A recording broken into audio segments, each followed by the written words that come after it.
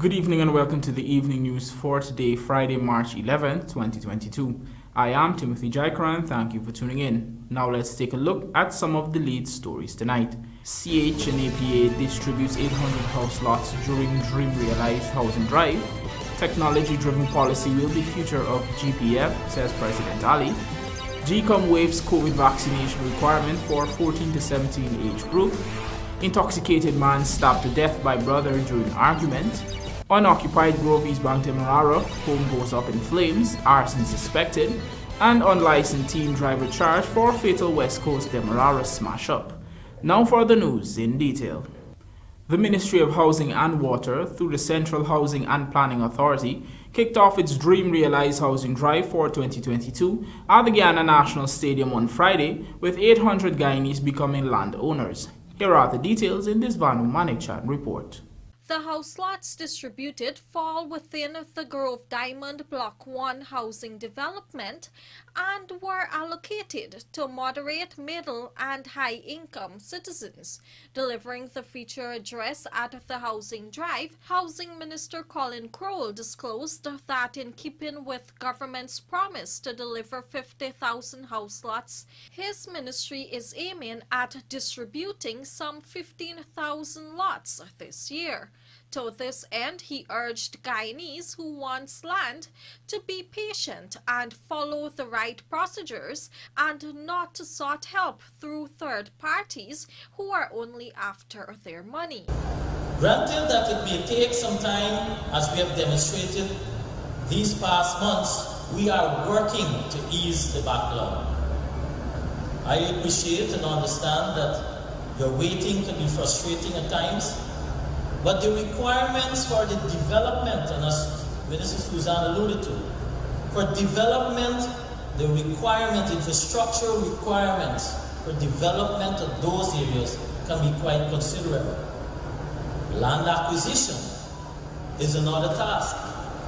So we have promised to allocate house lots in areas that obviously there is no infrastructure for which we will put in before those persons are able to access their area, their basic infrastructure of roads, drainage, electricity, water, open spaces, green parks, etc., and other similar elements that are required to make an area complete.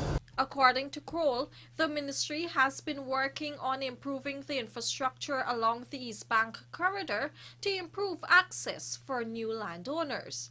In the same breath, Minister within the Housing Ministry, Suzanne Rodriguez, outlined that these Dream Realized events are not just about distributing lands, but rather ensuring that recipients are equipped to start building. Because we want to get you to home ownership. We want you to move beyond having a plot of land. We want you to achieve home ownership. That's why we've made so many interventions, like zero rating the construction materials, like inviting the banks here at every single allocation exercise, giving you access to them, so that once you receive your allocation, you can approach the banks and you can find out how to qualify for a loan, what are the requirements that you need, how long will the process take, and you can start to plan financially to get to that point. We want to promote occupancy in our housing schemes. We don't want large plots of land laying down there and nobody occupying them. We want vibrancy. We want to bring life into our housing schemes. In addition to the house lots distributed on Friday, approximately 300 land titles and transports were also handed over to residents at the Guyana National Stadium, Providence, East Bank, Demerara. Reporting for the Evening News, Vanu Manikchan. We are now joined by Rupasina Ryan, who reports that President Dr. Irfan Ali on Thursday disclosed that investing in technology to enhance the monitoring and investigative capacity of the Guyana Police Force will be the future of policing in Guyana. The head of state made this announcement during his address at the annual Police Officers Conference, while noting that given the significant progress made through the use of surveillance, the government has taken an approach in allotting resources for the technological advancement of the force. He pointed to the $2.5 billion allocation that will be expended this year to expand and enhance the Safe City surveillance network beyond the confines of the capital city. Over the past few years, we've seen how CCTV cameras have positively impacted our crime fighting strategy. The police have been able to utilize footage, often from private businesses and homes, to help detect crime and to identify those involved in carrying out criminal activities. In order to boost crime fighting, we are resuscitating and expanding the Safe City program. This year we've allocated $2.5 billion to expand the Safe City program beyond the boundaries of Georgetown. A few months ago, Ali had signaled intentions to connect the entire country through surveillance, an initiative which he hopes will be materialized in the future. This will extend to face recognition and other advanced forensic tools to close cases. Our objective is to eventually connect the entire country with CCTV cameras and allow these centrally monitored. Information technology will be used to assist our police plans to better map crime and utilize analytics as a crime fighting tool. Face recognition and vehicular license plate technologies will also be utilized to help intercept lawbreakers. Technology is also expected to be deployed to improve safety on our roads.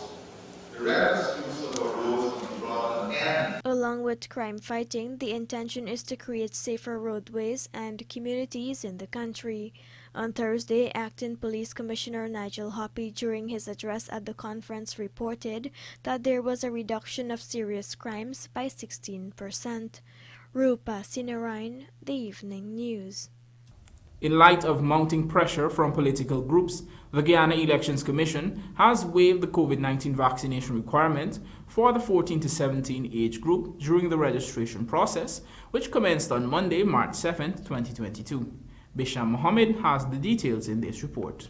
GECOM in a release stated that it is cognizant that national registration of all eligible persons is a legal requirement and it is a constitutional obligation for it to register such persons.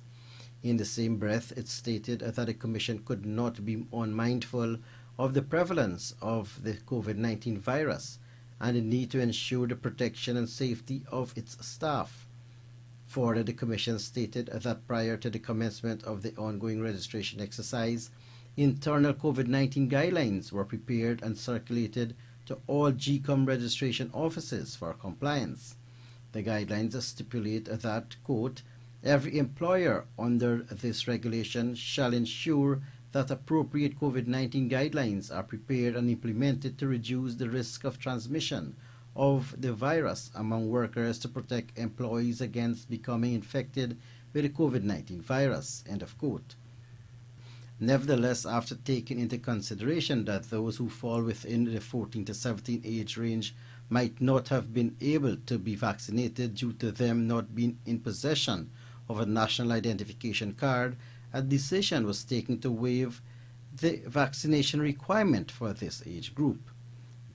GECOM also stated that this decision was taken in consultation with the respective chief scrutineers of their Partnership for National Unity Alliance for Change and the People's Progressive Party. However, persons within this age range visiting any GECOM registration office to apply for registration must adhere to the routine COVID-19 preventative measures such as the correct wearing of masks, sanitizing, and practicing social distancing.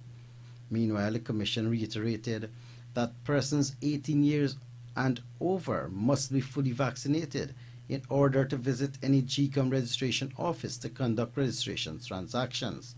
I quote, the Commission will deliberate on this matter at its next statutory meeting to determine a conclusive approach regarding this category of unvaccinated persons who may wish to conduct registration transactions, end of quote, GECOM noted. Bisham Mohammed, The Evening News. A 26-year-old security guard was in the wee hours of Thursday attacked and chopped by two males armed with cutlasses while he was asleep at his place of employment. The injured man is Swain David of Wismar Linden. Based on the reports received, David was sleeping in the guard hut at the St. Aidan's Primary School at Blueberry Hill, Wismar Linden, where he felt a chop to the back of his head. As he turned around, he saw one of the suspects standing over him with a cutlass, and the suspect dealt him another chop to his forehead.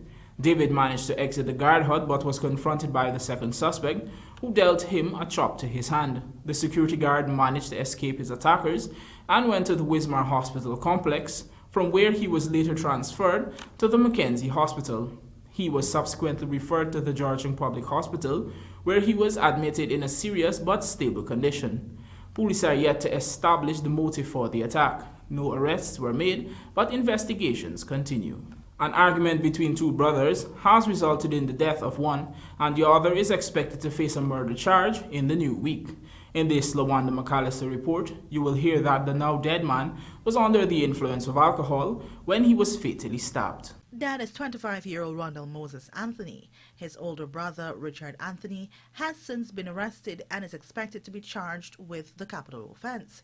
The Evening News was informed that both men lived at 3rd Street, Albertown, Georgetown, but in separate houses. Rondell's landlord, Felicity Gonzalez, told the Evening News that the now-dead man was involved in an argument the entire day with his girlfriend, and she advised him to leave the house so that peace could reign. She explained that the man left and returned home just after 21 hours under the influence of alcohol. She added that he was helped into his bed and was later heard arguing again. The woman, who lives on the upper flat of the building, recalled that after a few minutes she heard Rondell kicking on his brother's door. The suspect reportedly came out and an argument broke out between them, which quickly escalated into a fight. During the altercation, Richard went under the house, picked up a broken tile, and allegedly stabbed his brother to the neck. This caused Rondell to fall to the ground and later die. As the mother said, that wake Richard up, wake him up and tell him everybody kicked on the door. So his brother told him, man, left you alone. She insisted to wake up again and tell the man, and that's when he come out and start fighting up again, right? And he go inside, so Jesus Christ, I go in now, take a turn off the store. By the time I could have come, because I'm going to try to bring upstairs, because I think I could have controlled him, right? I think I could have controlled him. So I come, I said, I see lying down there. I said, so should I get black out, mommy? I said, look, I try to throw water upon him. I know it's blood, And I try to throw water on him. And when I look to see, as I approach, God, I don't look there. So but I keep calling and like twitch, And that was the last breath. It was also reported that the two men always had disagreements, but no one expected it to end this tragic. But I mean, they can't because he had no weapon or not. He was just like a little high, and he was just like, The now dead man worked at a baker shop and was expected to join the Guyana Defense Force, having passed the entrance examination. Reporting for the Evening News, LaWanda McAllister. Coming up, unlicensed teen driver charged for fatal West Coast Demerara smash-up, and Guyana, EU agree on roadmap to improve forest governance, reduce illegal timber trade.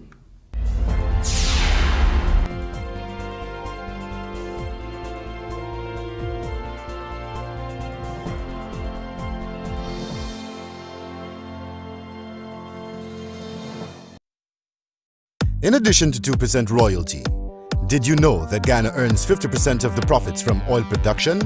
More than any one of the Stabroek Block co-venturers, ExxonMobil, Hess and Sinnock. And by 2026, the government is expected to export 50 million barrels of oil per year, which can earn as much as $4 billion.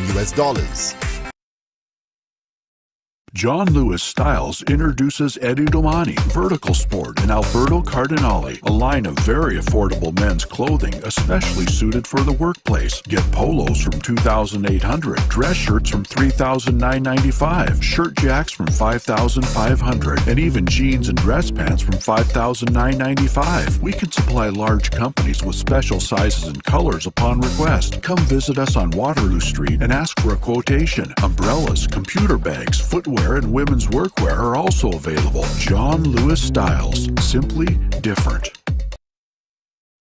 Looking to bring your dream home to reality or simply taking on a home improvement project? Then National Hardware Limited is where you should start. Let us put that touch to your home.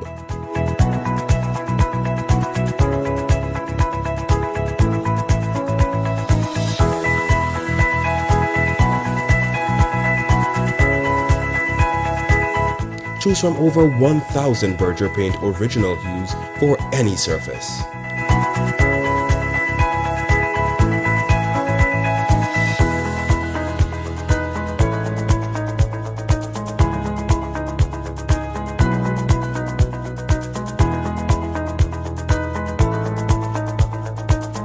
We are known for our trusted brands such as Westinghouse, Philips, Satco, Rubbermaid, Pyrex, Gibson Home, and so much more. National Hardware Limited, your do-it-best store, located in downtown Georgetown and industrial site Rijnveld.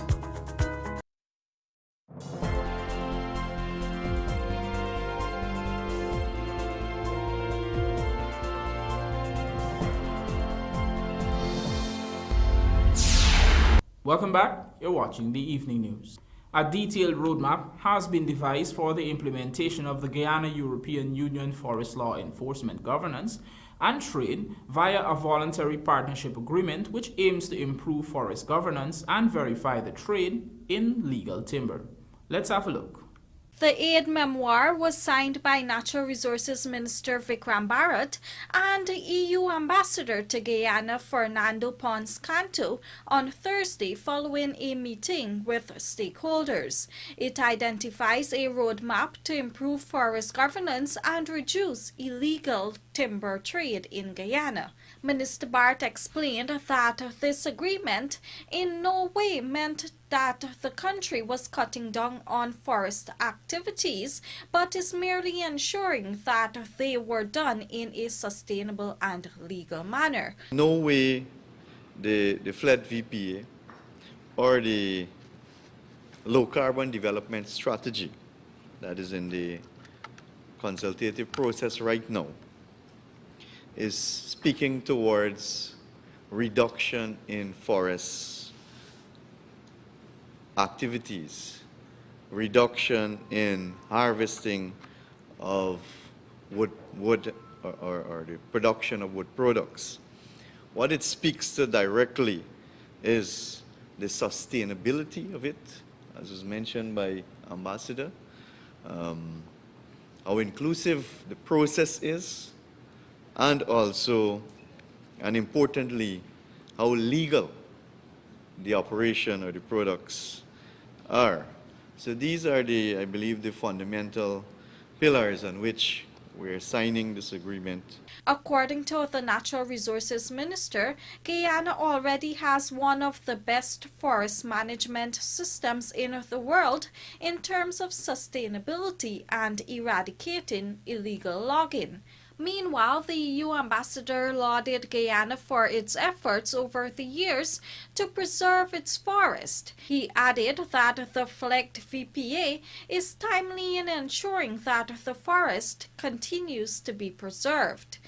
The FLEGT VPA is going to be, I'm sure, a formidable tool for ultimately helping Guyana and helping all of you to preserve the forest, but also to use it for the benefit of your communities, for the benefit of the Guyanese, in a way that it is inclusive, that it is sustainable, and that in that way that the forest continues to be this treasure that you have, but also provides for the current and for the future generations. During the meeting, stakeholders discussed the establishment of the Guyana-EU VPA Joint Monitoring and Reviewing Committee to oversee the implementation of the agreement. It will include representatives of all stakeholder groups, such as the private sector, government ministries, state agency, and indigenous communities.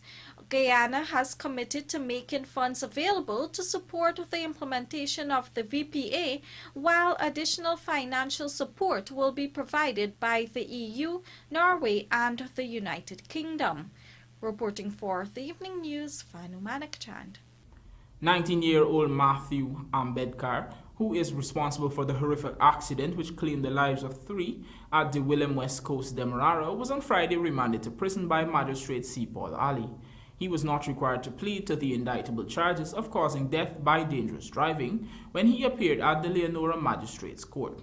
The young man of Tushen Housing Scheme East Bank Essequibo was not a licensed driver at the time of the accident and will make his next court appearance on March 24th.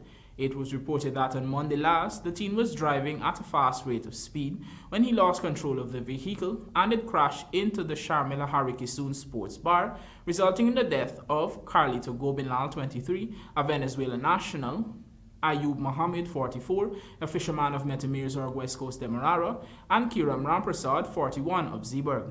Previous reports stated that Gobinlal was thrown several feet away and landed in front of a pharmacy, while Mohammed was found under the debris and Ramprasad was found inside a drain. The teen driver was also injured, as were 2 other patrons of the bar, Wasim Mohammed and Chandrika Veersamy, both of the Wilhelm. Police have confirmed that following the accident, a breathalyzer test was administered on the teenager, but no trace of alcohol was found in his system.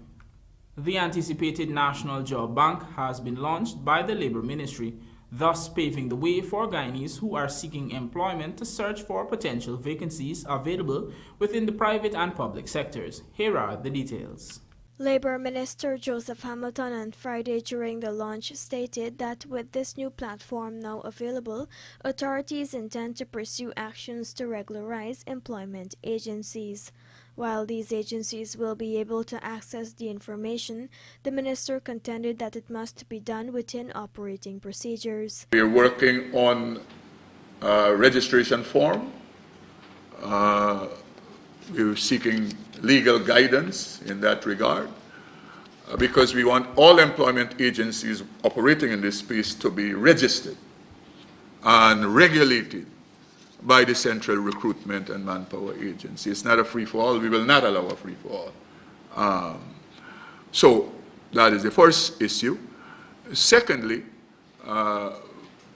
we will give latitude to the employment agencies operating in this space to utilize the job bank, but it will have to be done within a framework.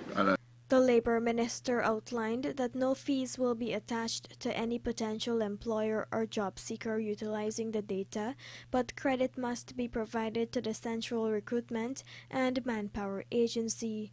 The National Job Bank was initiated as part of a mechanism to address the employment and placement of Guyanese. The minister shared that while the ministry is training thousands of persons, it must also look at employment mechanisms for these persons. It is finding a medium to ensure that people can find a job. And that is why this job bank is important. So, to us and to the nation as it develops, there will be no fees attached to any potential employer or job seeker. No fees will be attached utilizing our data.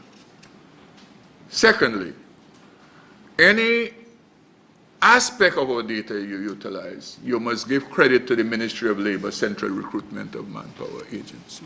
We will not allow anyone to utilize our information, utilize our data, and claim it and own it as their own.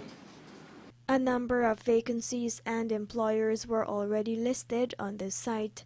The public can access the National Job Bank on jobs.gov.gy.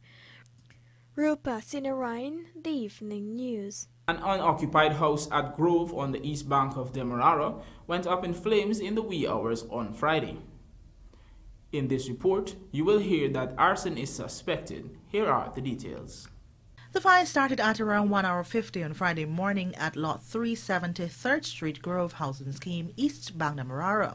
When this newscast visited the scene, the house was completely destroyed and has left residents in the neighborhood calling for a thorough investigation into what really transpired. A neighbor, Lachmi Ramdeen, said based on what he saw on Friday morning, he believes that the fire was purposely set. This morning about 10 a.m. to 2 a.m., or a little after 2, I heard the car stop. And when I peeped through my glass door, the car was at a junction. And I see two men exit the car and walk in the street going to east, Third Street going to east. Well, after they pass my house, I cannot see them. 5 minutes after, I heard an explosion at the house side of me. When I watched the two men running and enter the car, that the person who owned the building suspected a car resembled his car. I don't know if it's his car. Resembled the car that he's driving. And the car speedway to north. Why is the fire burning, the explosion going like a bomb? And the whole house in flame one time, not a part in flame. The whole house in flame one time with it, whatever they throw inside and light it. The man said sometime after the fire started, the Guyana Fire Service turned up on the scene without water and left shortly after. The fire service come, they said they don't have a hose to meet on my side to save my house.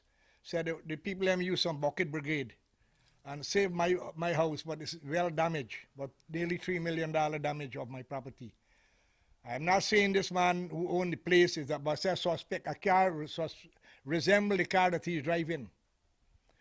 Oh dear, good. The fire service them, they drive away and left the fire. Until now, until today, the fire is on the house. They come this morning and they leave the fire there. The fire service never come back. And to how the fire. You are here and you see the fire still smoking there. The police come. Before the police go around and take statement for the people them here what about the explosion, he said people might do. I said go and ask them. The police just take a statement from me and drive away. Ramdeen said after the fire service's investigation, he was told that the origin of the fire was electrical. However, the man said it cannot be so since the house did not have any electricity for the past 5 years. And he told the fire police told me this morning, they said you could call by electrical. And the house have no wire for 5 years. So I do not know what electrical he's talking about. Number two, it got to be some gasoline or something they throw inside there. I don't know who, right? But the explosion could tell you what take place, the explosion. He further stated that if it were not for the cooperation of the residents of the community, his house might have gone up in flames as well. Reporting for the Evening News, Lawanda McAllister. Belgium-based lighting company Schroeder has expressed its interest in Guyana's growing oil and gas sector, claiming to be the lighting solution for Guyana's offshore oil rigs. Shane Marks tells us more. Regional Director of Schroeder Operations in Trinidad and Tobago and the West Indies, Denzel Ragu, in an interview with this newscast, said that the company is a solution for lighting on offshore oil rigs in Guyana's waters. All these shore bases, opening with warehousing and all these things, the proper lighting which these international companies require, we believe we are the solution for that. And we have worked with these companies globally already.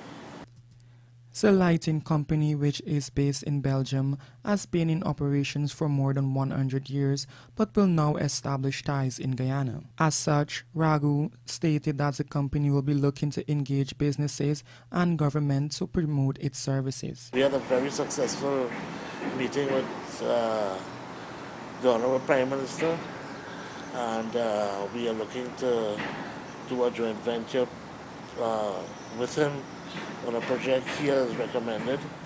So within a couple of months, with the necessary approvals and stuff, you will see some of our lighting in front of the Prime Minister's office. The company is looking to invest into people of Guyana by providing training in industrial lighting. It goes by us delivering certain training to whoever may require it, and that is something we believe in, because if we don't have the opportunity to train the Guyanese people to come up to the standards that is required, I mean, we won't go anywhere. So we have to start by showing them what we have, what we do, and try and interact on that training. And it's not for us, it's for the Guyanese people who will be on the ground implementing these things. Schroeder is a leading independent outdoor lighting solution provider worldwide with 7 research and development centers. They provide lighting solutions in road industry, sport, campus, tunnel and decorative urban street cities and connected management systems to control lighting and deal with lighting pollutions. Shade Marks, The Evening News. And now for a look at the bridge reports. The Demerara Harbour Bridge is scheduled to be closed to vehicular traffic on Saturday, March 12 at 10 hours 30 for a period of 1.5 hours. Meanwhile, the Berbice River Bridge is scheduled to be closed to vehicular traffic on Saturday, March 12 at 11 hours 35 for a period of 1.5 hours. Ramson pledges $10 million to upgrade Six Heads Gym, and West Indies India to battle for a Women's World Cup title. Details of these stories and more in the Sportscast sponsored by Maccorp coming up on the other side of the break.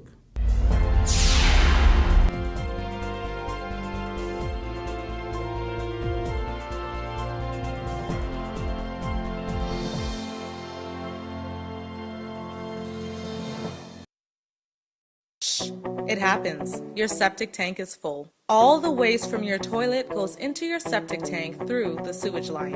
When your tank is full, the two most common indicators are an overflowing tank and an overflowing toilet. It is recommended that Sevon's Waste Management empty your septic tank every 2 to 3 years to avoid any embarrassment. And before you can say, shh, it's gone. Call Sevon's Waste Management today at 218-1455 or 218-1156.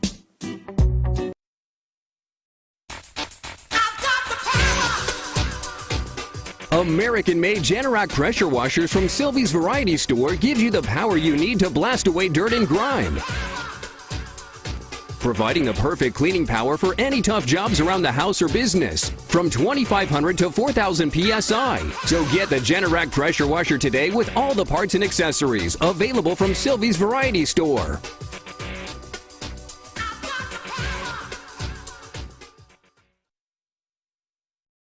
Ultra Lubricants, the leading lubricants for tropical conditions, has been serving you for over 40 years, extending the life cycle of your vehicle's engine by protecting it from wear and corrosion, removes impurities, and reducing frequent vehicle oil changes. Ultra Lubricants is for every market, from two-wheel light vehicle to trucks, construction, agriculture equipment, mining activities, and boating. Ultra Lubricants, world-class lubricants for tropical conditions. Distributed by Industrial Supply of Guyana, Inc. and available nationwide.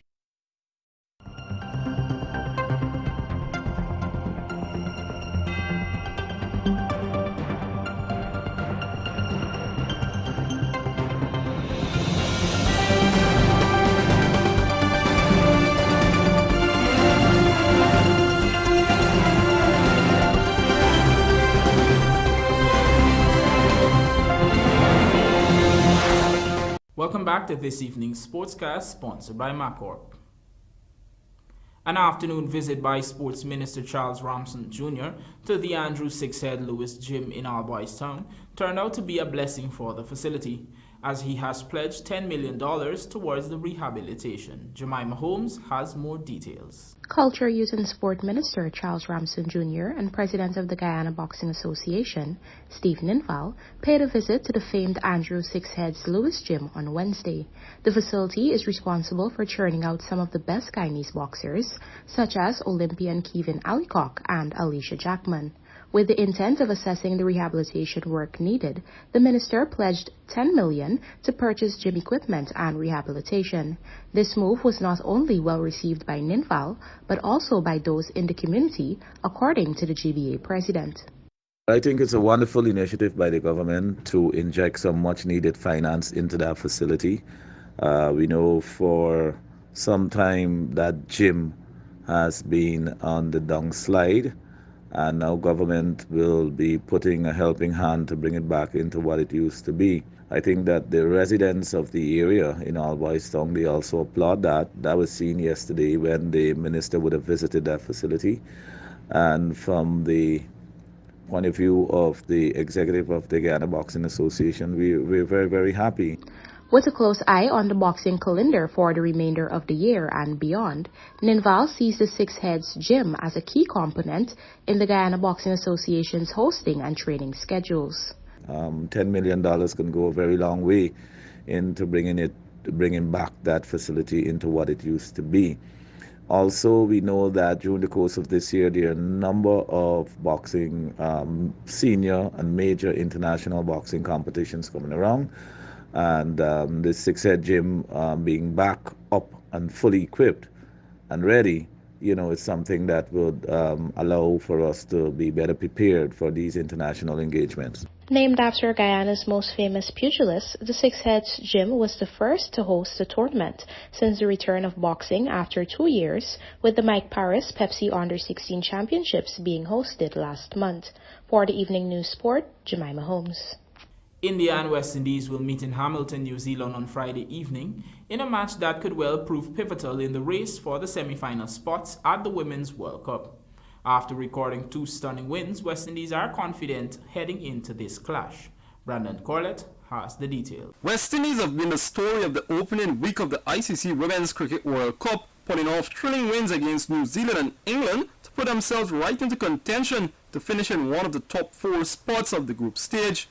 A third win from 3 games against teams ranked in the top 5 of the world would see the Caribbean side with 1 foot in the semi-finals.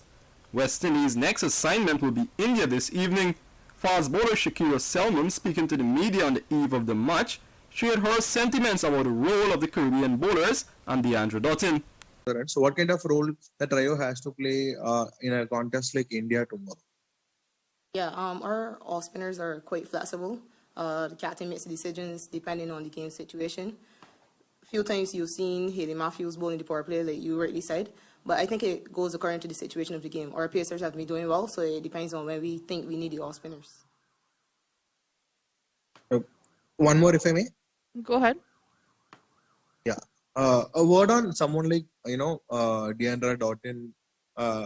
We all know the kind of character he is, but the way she has owned the World Cup stage so far for this team, your thoughts on her performance so far in this tournament? Yeah, DeAndre is brilliant. She's a special talent. Someone that, I don't know, she's clearly blessed. She's done well the first game. She put her hand to bowl that last over after not bowling the ball in the entire, at a batter for the entire series. We saw what she could do in the field in the last game. I think we probably wouldn't see a better catch than that, but she's brilliant, and DeAndre is a typical all-rounder who is going to do well regardless of whatever pressure we're under or whatever pressure she's under. India, who have a win on the board thanks to their victory over Pakistan, will be keen to avoid a second slip-up so early in the group stage, particularly against an opponent ranked 3 places below them in the ICC ODI rankings. First ball of this contest bowls off at 9 p.m. local time on Friday, March 11. Brandon Corlett, The Evening News Sport. The Lusignan Golf Club will come alive on Saturday when it hosts the Double Birthday Classic to honor 2 long-standing members at the Lusignan Golf Club, Pandit Ravi, otherwise known as Rabindranath Prasad, and Robert Hanuman. Here are the details. The action will tee off at 12:30 hours and the format will be Stableford format, played over 18 holes. A large turnout is anticipated for a full round of golf among members and newcomers with a number of prizes at stake.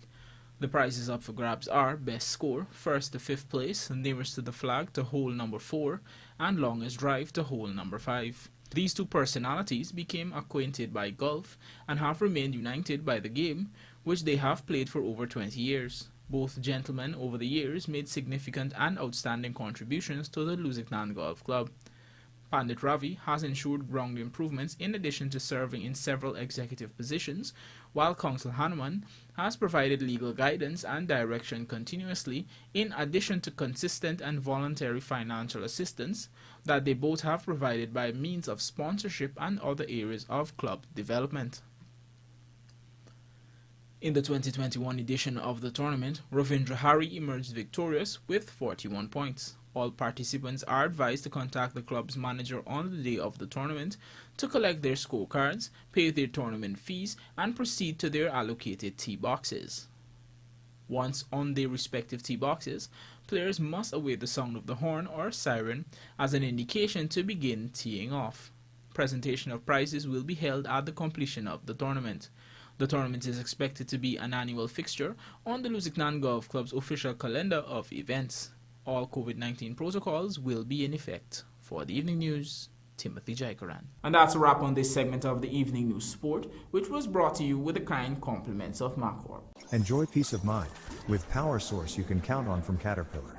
Our prime and standby generators ranges in power from 16 kilowatts to 6 megawatts. Domestic and commercial single and three-phase, 50 and 60 Hz 110 to 480 volts. Our CAT generators are equipped with sound attenuated enclosure, 8 to 24 hours base fuel tanks, automatic start, and CAT control panel. McCorp CAT, your Caterpillar power generation solution. Let's do the work. And that brings us to the end of this newscast. I am Timothy Jaikaran. Thank you for watching. Remember to follow us on Facebook Television Guyana Inc. to rewatch these and other stories. Do have a good night.